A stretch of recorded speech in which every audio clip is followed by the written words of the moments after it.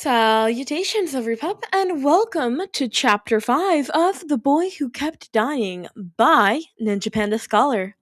As always, the link to the fic will be in the description below. And with that out of the way, let's jump on into it.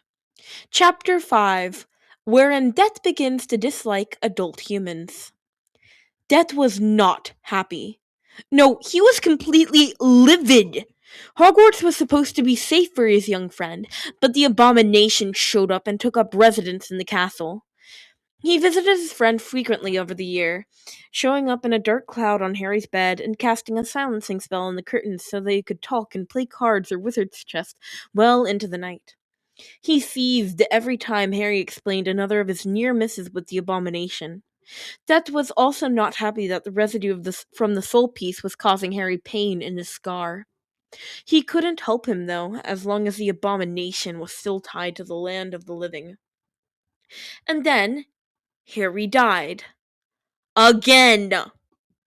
The confrontation with Quirrellmort over the Philosopher's Stone drained Harry's magic too much, and Death found himself once again leading his young friend into King's Cross Station waiting room.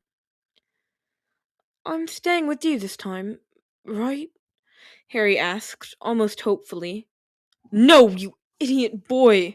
Death exclaimed, irritated, reminding Harry very much of his Professor Snape. "It serves you right to have to go back.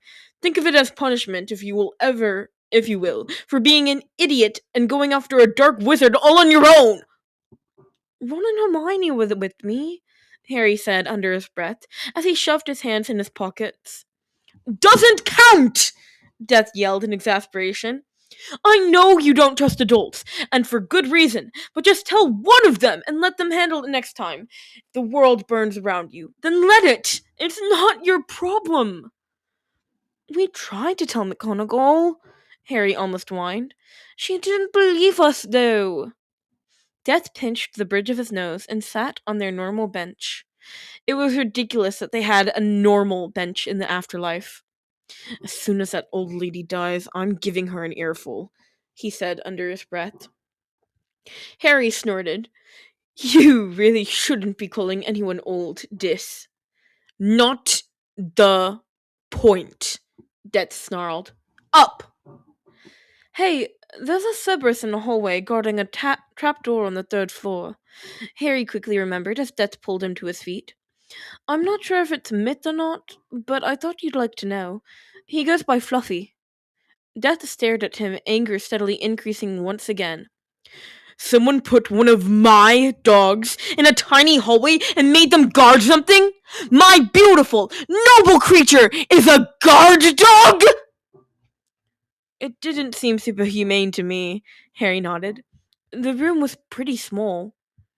Death sighed and almost shoved Harry back to the mortal world, muttering curses under his breath the whole way.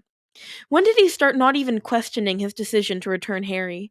He wondered at some point later, but not until Harry was safely recovering in a bed in the infirmary.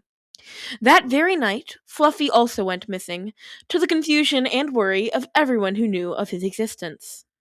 The only bright spot, well, to Death anyway, in the entire situation is that one Quirinius Quirrell was now in Death's domain for him to do with as he would.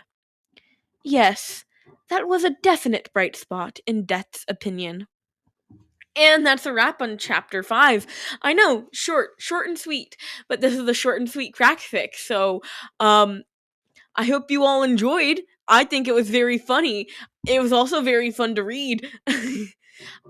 Some of you might not agree with me making Death not sound British, but, have you considered, I don't care. Anyway, please go show the original author NinjaPandaScholar some love, and please leave me a comment. I love reading your comments. They make me so happy. Please leave me specifically hate comments, and I'll shout you out in the next video. All that being said, shout out to Haley O'Day S2V. Thank you for your hate comment. Your very nice hate comment. Make it meaner next time. Anyway, I hope you enjoyed, and I'll see you next time. Bye-bye, pups!